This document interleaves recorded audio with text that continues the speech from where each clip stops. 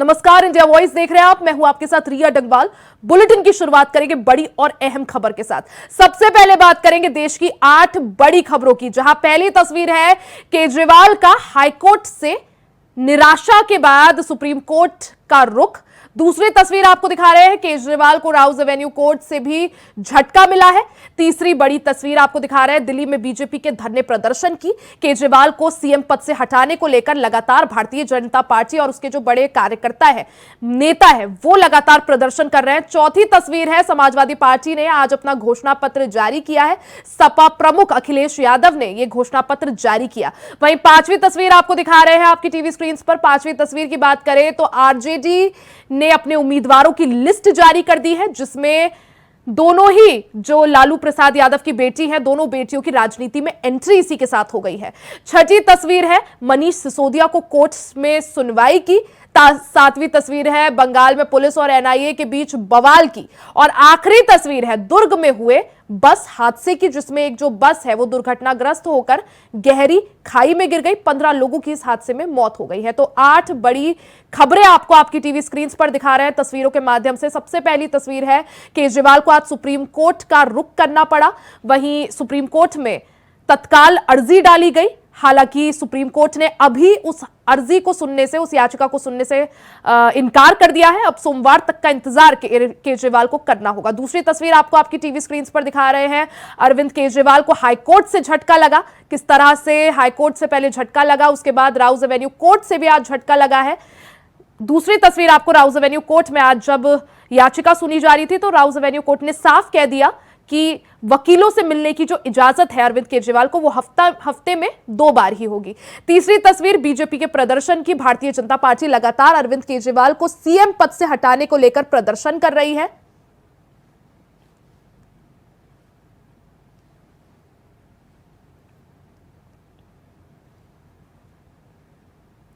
वहीं दिल्ली से बड़ी खबर आपको बता दें, सुप्रीम कोर्ट से केजरीवाल को झटका लगा है।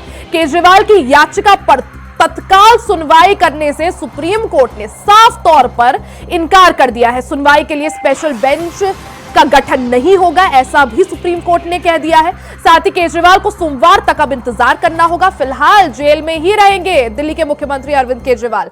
हाईकोर्ट के फैसले के खिलाफ सुप्रीम कोर्ट आज अरविंद केजरीवाल की लीगल टीम पहुंची थी, जहां से उन्हें राहत नहीं मिली है। सुप्रीम कोर्ट ने साफ तत्काल सुनवाई से इनकार कर दिया है, यानी कि अब सोमवार तक का इंतजार अरविंद केजरीवाल को करना होगा। तो बड़ी खबर आपको बता रहे हैं सीधा राजधानी दिल्ली से, जहां सुप्रीम कोर्ट का आज अरविंद केजरीवाल ने रुख किया था, जहां सुप्रीम कोर्ट ने भी उन्हें बड़ा झटका देते हुए साफ तौर पर तत्काल याचिका पर सुनवाई करने से इनकार कर दिया है। खबर पर ज्यादा जानकारी के लिए हमारे साथ दिल्ली से संवाददाता अजीत कुमार लाइव जुड़ गए हैं। अजीत, आज सुप्रीम कोर्ट का रुख किया था अरविंद केजरीवाल ने। सुप्रीम कोर्ट ने साफ तौर पर तत्काल सुनवाई से इनकार कर दिया है, यानी सोमवार तक का और इंतजार यहां पर अरविंद केजरीवाल को करना पड़ेगा। क्या माना जाए, क्या सोमवार को भी जो है इस मामले में सुनवाई होगी या और लंबा इंतजार? और देखिए यह बिल्कुल इस तरीके से बीते मंगलवार को यानी कल हाई कोर्ट से जब मुख्यमंत्री अरविंद केजरीवाल को झटका लगा, उन्हें साफ तौर पर जो मुख्यमंत्री अरविंद केजरीवाल की गिरफ्तारी को हाई कोर्ट ने संवैधानिक बताया, उसके बाद से कयास लगाए जा रहे थे कि आम आदमी पार्टी सुप्रीम कोर्ट का दरवाजा खटखटा सकती है। और आज सुबह सुप्रीम कोर्ट का दरवाजा अरविंद केजरीवाल द्वारा खटखटाया गया, जिसमें मुख्यमंत्री अरविंद केजरीवाल के वकीलों ने जल्द तत्काल सुनवाई की मांग की और इसको लेकर के सुप्रीम कोर्ट में याचिका दायर की।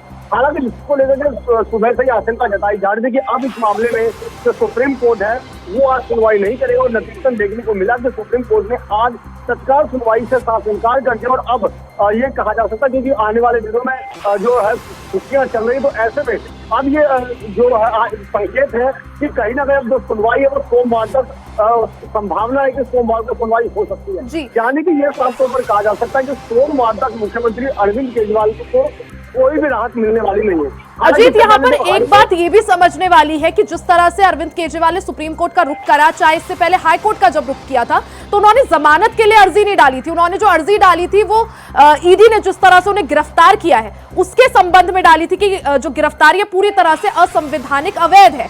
लेकिन हाईकोर्ट ने जिस तरह से फैसला सुनाया और जो भी तथ्य रखे ईडी ने वहां पर सामने, हाईकोर्ट ने साफ तौर पर कहा कि सबूत है आपके खिलाफ। अरविंद केजरीवाल या बार बार आम आदमी पार्टी की तरफ से यही कहा जा रहा था कि गिरफ्तारी असंवैधानिक है, अवैध है, इलीगल है, और उस चीज को जो है हाईकोर्ट ने पूरी तरह से दरकिनार कर दिया।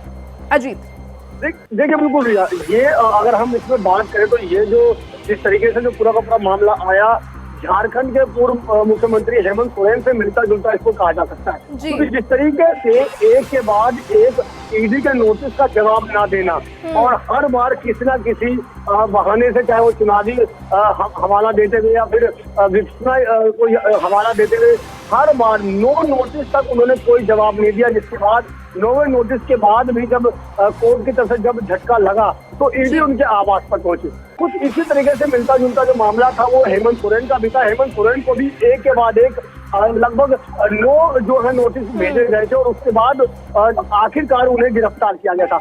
निश्चित तौर पर जब कानूनी प्रावधान की अगर हम बात करें तो 1 से 2 नोटिस का जवाब ना देने पर कोई भी अगर आम नागरिक होता है तो उसके खिलाफ जो कानूनी कार्रवाई के लिए कोई भी जांच एजेंसी जो है वो बाध्य हो जाती है। अब जबकि यहाँ पे मुख्यमंत्री की बात है तो हालांकि जिस तरीके से कोर्ट ने भी कहा कि मुख्यमंत्री होने के नाते उनके लिए कानून कोई अलग से नहीं होगा, तो विशेष तौर पर एक मुख्यमंत्री होने के नाते अगर नो नोटिस भेजा जाता है तो वो एक अपने आप से बहुत बड़ी बात हो जाती है। केंद्रीय जांच एजेंसी अगर उन्हें बुला रही है तो उन्हें जांच में सहयोग करना चाहिए, लेकिन हर बार ईडी ने भी यही दावा किया कि मुख्यमंत्री अरविंद केजरीवाल जो है वो जांच में सहयोग नहीं कर रहे और इन्हीं सब चीजों को लेकर के गिरफ्तारी हुई और आखिरकार हाई कोर्ट में जो गिरफ्तारी के विरोध में दरवाजा खटखटाया गया। बीते 3 अप्रैल को कोर्ट में जब सुनवाई हुई तो उसमें इस मामले को लेकर के फैसला जो सुरक्षित रख लिया गया था, जिसके बाद मंगलवार को कोर्ट ने मुख्यमंत्री अरविंद केजरीवाल को कोई राहत नहीं दी। अब जैसे कि कल ही ये साफ हो गया था कि जो मुख्यमंत्री अरविंद केजरीवाल की तरफ से सुप्रीम कोर्ट का दरवाजा खटखटाया जा सकता है और आज सुबह सुप्रीम कोर्ट में याचिका दायर की गई जिसमें हाई कोर्ट के फैसले को चुनौती दी गई। अजीत, जिस तरह से हाई कोर्ट जो है उसने साफ तौर पर केजरीवाल की याचिका खारिज करते हुए बोला कि जो गिरफ्तारी है वो पूरी तरह से लीगल है, संवैधानिक है, उसमें कुछ भी छल नहीं है, और साफ तौर पर हाई कोर्ट ने यह भी कहा कि सबूत है आपके खिलाफ। अब ऐसे में सुप्रीम कोर्ट अमूमन क्या माना जाए, सुप्रीम कोर्ट किस तरह से फैसला सुना सकती है, क्योंकि ज्यादातर ऐसा देखने को मिलता है कि हाई कोर्ट का फैसला बरकरार रहता है, तो सुप्रीम कोर्ट क्या कुछ राहत दे सकती है अरविंद केजरीवाल को, क्या माना जाए अजीत? देखिए भैया, अगर हम बात करें तो ये तो खैर सुप्रीम कोर्ट के फैसले का इंतजार हमें करना होगा, लेकिन जिस तरीके से हाई कोर्ट ने बड़ा झटका दिया है तो निश्चित तौर पर कहा जा सकता है कि कहीं ना कहीं जो मुख्यमंत्री अरविंद केजरीवाल की जो मुसीबतें हैं वो थमने वाली नहीं है। उनकी जो राहत है शायद मिल पाना कितना आसान होगा, कितना मुश्किल होगा, ये अब सुनवाई के दौरान ही पता चलेगा, जिसमें संभावना जताई जा रही है कि सोमवार को सुप्रीम कोर्ट इस मामले में सुनवाई कर सकता है। हालांकि देखना ये होगा कि अभी भी कि क्या सोमवार को सुप्रीम कोर्ट इस मामले में सुनवाई करता है या नहीं करता है, और अगर करता है तो क्या उसी दिन फैसला दे देता, क्योंकि आमतौर पर जब बीते दिनों देखा गया कि 3 अप्रैल को हाई कोर्ट में मामले की सुनवाई पूरी हो चुकी थी, लेकिन फैसला सुरक्षित रख लिया गया था और 9 अप्रैल यानी कि कल इस मामले में फैसला दिया गया। तो ऐसे में यहाँ सुप्रीम कोर्ट में भी देखना होगा कि क्या उसी दिन सुनवाई होती है, और अगर होते तो क्या उसी दिन फैसला सुनाया जाता है या फिर। जी बिल्कुल अजीत, बिल्कुल ये देखना होगा कि फैसला आखिर कब सुनाया जाता है, क्योंकि ज्यादातर दलीलें देनी होती हैं, उसके बाद जैसा आपने भी कहा फैसला सुरक्षित रखा जाता है। लेकिन अजीत, सवाल ये भी बार बार आम आदमी पार्टी की तरफ से यही तर्क दिए जा रहे थे, यही कहा जा रहा था कि जो गिरफ्तारी है वो पूरी तरह से असंवैधानिक है, इलीगल है, ईडी ने जो है षड्यंत्र रचा है, कई सारी जो है बातें निकलकर सामने आ रही थी कि चुनाव से ध्यान भटकाने के लिए, ताकि अरविंद केजरीवाल चुनाव प्रचार प्रसार न कर पाए, इसलिए इस वक्त पर गिरफ्तारी, कई सारे जो है सवाल आम आदमी पार्टी की तरफ से उठाए गए। यह भी कहा गया कि अरविंद केजरीवाल के खिलाफ कोई सबूत नहीं है, लेकिन जिस तरह से हाईकोर्ट का फैसला आता है, साफ तौर पर हाईकोर्ट ने एक बड़ा झटका यहां पर दिया, कहा कि सबूत है अरविंद केजरीवाल के खिलाफ। साथ ही ईडी ने जिस तरह से गिरफ्तारी करी उसको भी पूरी तरह से संवैधानिक बोला। किस तरह से इस फैसले को देखा जाए और इसका आगे किस तरह से परिणाम, क्योंकि अब सुप्रीम कोर्ट में जब चैलेंज किया गया है, सुप्रीम कोर्ट में फिर से दलीलें सुनी जाएंगी, ईडी का भी पक्ष सुना जाएगा, आम आदमी पार्टी की तरफ से जो लीगल वकील पेश हो रहे हैं अभिषेक मनु सिंघवी, उनका पक्ष सुना जाएगा। इसके आगे क्या माना जाए अजीत? देखिए रिया, यहाँ एक जो कानूनी दांवपेच है वो देखने वाली बात होगी, क्योंकि जिस तरीके से बार बार चाहे वो ईडी की बात करो तो ईडी बार बार जो सबूतों की बात कर रही है और जिस तरीके से ईडी ये भी दावा करे कि मुख्यमंत्री अरविंद केजरीवाल जांच में सहयोग नहीं कर रहे हैं। लेकिन यही अगर इसका दूसरा पहलू देखें तो इसी मामले में आप सांसद संजय सिंह को भी गिरफ्तार किया गया था और वो इससे पहले न्यायिक हिरासत में भी रहे और उसके बाद उन्होंने भी कई बार याचिका दायर की जिसमें उन्हें झटका लगा। हालांकि बीते दिनों जिस तरीके से सुप्रीम कोर्ट ने उन्हें जमानत दी तो निश्चित तौर पर कहा जा सकता है कि सुप्रीम कोर्ट में किस तरीके से तथ्य जो है वो पेश किए जाते हैं और सुप्रीम कोर्ट उन तथ्यों को किस तरीके से देखता है, क्योंकि इसी कथित शराब घोटाले के मामले में मनीष सिसोदिया भी पिछले लगभग 1 साल से ज्यादा समय से दिल्ली की तिहाड़ जेल में बंद है। इसी मामले में सांसद संजय सिंह को गिरफ्तार किया गया था और इसी मामले में मुख्यमंत्री अरविंद केजरीवाल को गिरफ्तार किया गया। तीन लोगों को इसी मामले में एक ही बिल्कुल अजीत, अभी फिलहाल के लिए जो दिखता है तस्वीर जो अभी सामने आ रही है उसमें साफ तौर पे कहा जा सकता है अरविंद केजरीवाल की मुश्किलें किसी भी तरह से कम होती हुई नहीं दिख रही है। अब फिर से जो है हॉलीडेज का टाइम आ गया है, अब सीधे जब इस मामले में सुनवाई होगी वो सोमवार तक होगी, यानी अरविंद केजरीवाल को सोमवार तक इंतजार करना पड़ेगा। बहुत बहुत शुक्रिया आपका तमाम जानकारी के लिए, नजर बनाए रखे। इसी के साथ झारखंड के बड़कागांव से कांग्रेस विधायक अंबा प्रसाद से आज ईडी फिर से पूछताछ करेगी। अंबा प्रसाद से ये तीसरी बार आज ईडी पूछताछ करेगी। बता दें कि ईडी ने अंबा प्रसाद के मोबाइल डेटा को रिकवर कर लिया है। रंगदारी, अवैध बालू कारोबार और उगाही और जमीन कब्जाने से जुड़े मामलों में ईडी ने अंबा प्रसाद को तलब किया है।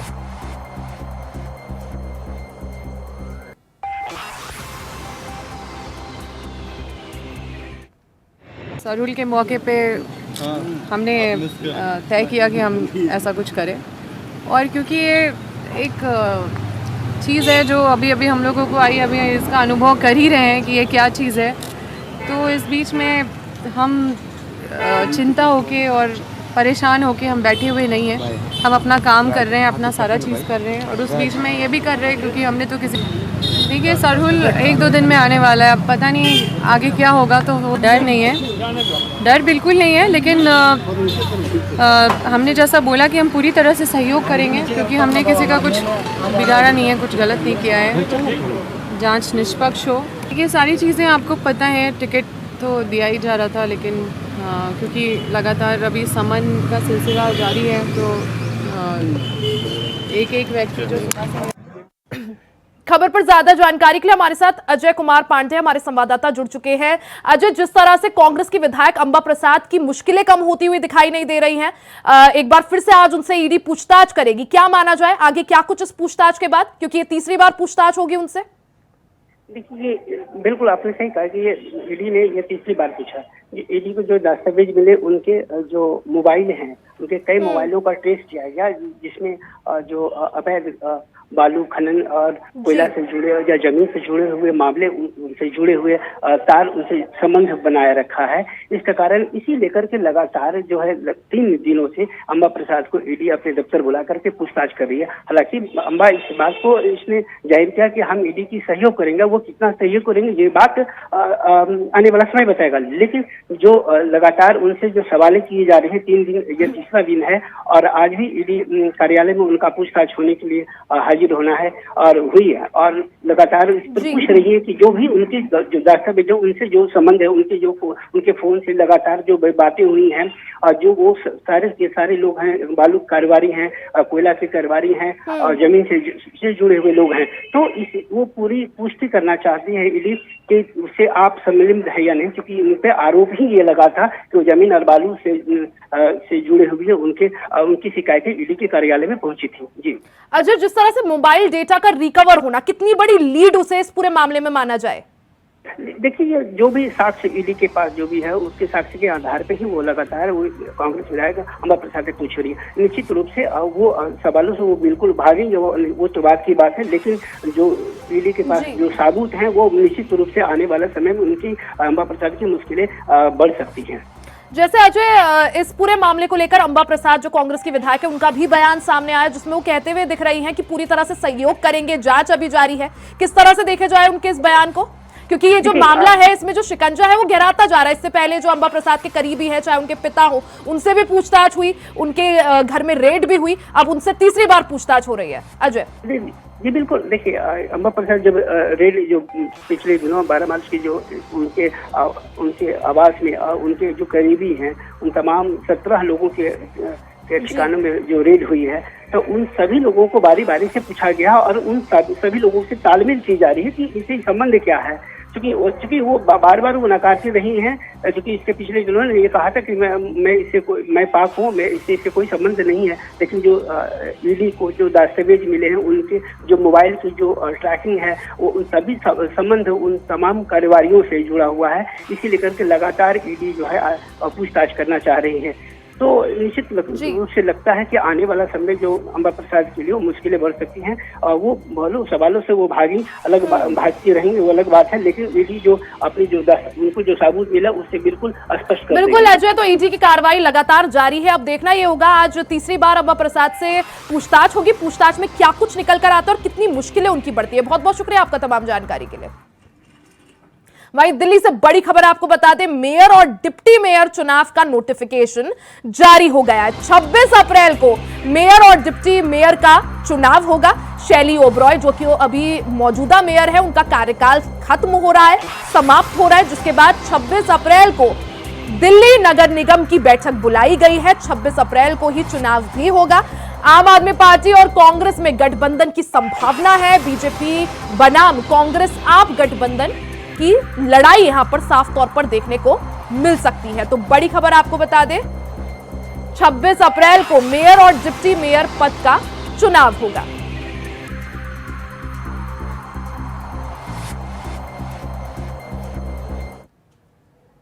आज चैत्र नवरात्रि का दूसरा दिन है। नवरात्रि के दूसरे दिन मां के ब्रह्मचारिणी स्वरूप की उपासना की जाती है, जिसको लेकर देश भर में उत्साह का माहौल है। वहीं इंडिया वॉइस संवाददाता मोहम्मद फारूक ने इसका जायजा लिया।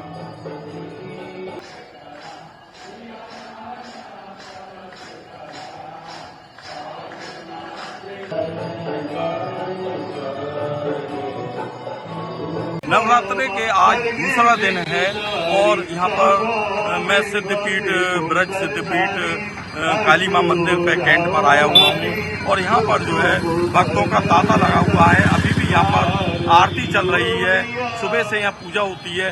ब्रज का ये सिद्धपीठ मंदिर है, काली मां का मंदिर है और यहाँ पर जो है आरती होती है। रात को 12 बजे यहाँ पर आरती होती है और यहाँ पर जो है काफी भक्त आते हैं। शाम 5 बजे से लेकर यहाँ पर जो है तांता भक्तगणों का लगा रहता है और माँ को चुनरी उड़ाते हैं, प्रसाद ग्रहण करते हैं और यहाँ पर जो है शाम को 5 बजे से लेकर और रात के 12 बजे तक जो है भीड़ देखने को मिलती है। लोग यहाँ पर जो है भक्तगण पुरुष की और महिलाओं की अलग अलग लाइन यहाँ पर देखने को मिलती है। तो आइए हम लोगों से अभी बात करते हैं, कुछ भक्तगणों से बात करते हैं कि माँ के दरबार में आके उनको क्या लाभ मिलता है। बताइए आप कहाँ से आई हैं, कहाँ से आई हैं आप? अच्छा, तो आप आज जो है नवरात्रि का दूसरा दिन है, उसमें आपका क्या कहना है बताइए। सीधे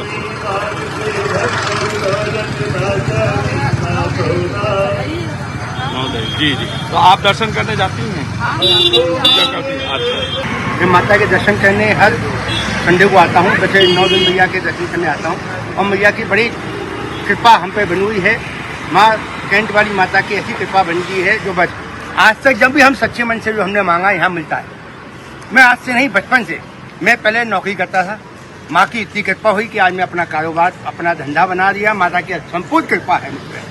मैं काली मैया को बारंबार चरणों से नमस्कार करता हूँ। मैंने इसके ऐसे ऐसे चमत्कार देखे हैं, मैं कह नहीं सकता। सिद्धपीठ है ये सिद्धपीठ माता है और इनकी जितनी छोटी छवि है, इनके उतने बड़े बड़े कारनामे हैं। जितनी इनकी तारीफ की जाए उतनी कम है। मैं तो इसके तुच्छ हूँ, मैं इनके सामने और कुछ नहीं कर सकता।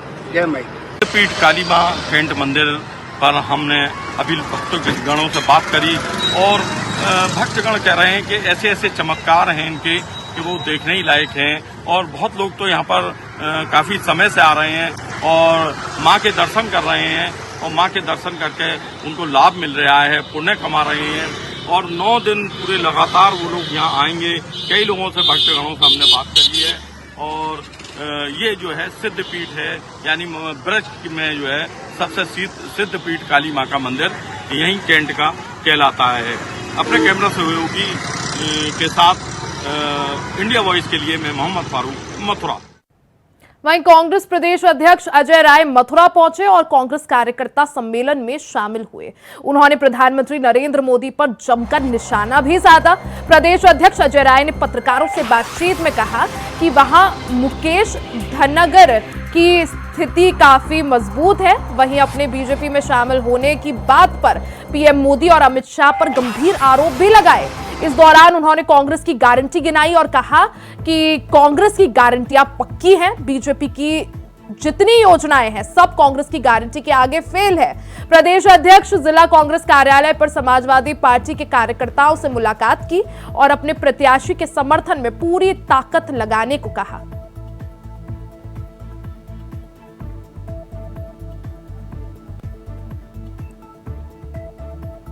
गारंटी है ये जो हमारे गारंटी है 5 गारंटीज है उसको आज हम लोगों ने यहाँ पर आज मीडिया के सामने रखा है कि हमारी 5 गारंटी उस 5 गारंटी को लोगों तक ले जाना उसको आम लोगों तक पहुँचाना ये सारी ये आई है। तो ये निश्चित तौर से हम सब लोग इस पे काम कर रहे हैं कि इस पे 5 गारंटी जनता के बीच में जाए। युवा न्याय हमारे सब न्याय के साथ यूथ का हो, हमारी महिलाओं के लिए हो, नारी सम्मान मतलब उस पर किसानों के लिए है, आम आदमी के लिए। तो निश्चित तौर से ये हमारी सरकार बनेगी। अग्निवीर योजना जो इनकी सबसे फ्लॉप योजना है हम उसको समाप्त करेंगे और जैसे पहले आर्मी की भर्ती हुआ करती तो उस तरीके से भर्ती होगी। वहीं संभल से सपा महासचिव शिवपाल यादव ने गुंडों का सरदार बताने वाले बीजेपी प्रत्याशी पर पलटवार किया है और उन्हें अपना चेला बताया है। साथ ही उन्होंने कहा कि बदायूं सीट पर आदित्य या धर्मेंद्र कोई भी चुनाव लड़े बदायूं में सपा ही जीतेगी। साथ ही यूपी में बीजेपी को सभी सीटों पर हराने का दावा करते हुए सपा महासचिव शिवपाल सिंह यादव ने यूपी के हर घर से एक बेटे और एक बेटी को नौकरी देने का शगुफे भी छोड़ा और हालांकि बाद में वो इससे मुकर गए। की आय हम दो कर देंगे। इन्होंने कहा था कि देश में कच्चा हम कम कर देंगे। इन्होंने कहा था कि बेरोजगारी को खत्म करेंगे। अरे नीचे करो ना, ज्यादा चालक बनने का आराम कर लो। और देखिए यहाँ पर अभी रसोईया महिला बैठे थी, मैंने कम से कम इनको 10,000 रुपए देना चाहिए था, 2-2 हजार रुपए देंगे। और ये सरकार केवल बड़ी पूंजीपतियों से और कमीशन लेके उन्हीं के काम करते हैं। सर और यहाँ संबंध में आप बताएंगे क्या स्थिति टिकट की है? आधे से आधे या शिवपाल यादव की स्थिति और साफ हुई। अब तो साफ है और साफ है और समाजवादी पार्टी लड़ेगी, साइकिल लड़ेगी, चाहे हम लड़े, चाहे आदित्य लड़े, चाहे धर्मेंद्र लड़े, लेकिन समाजवादी पार्टी और साइकिल। इसी के साथ इस बुलेटिन में फिलहाल के लिए सिर्फ इतना ही। खबरों का सिलसिला जारी रहेगा, बने रहे हमारे साथ।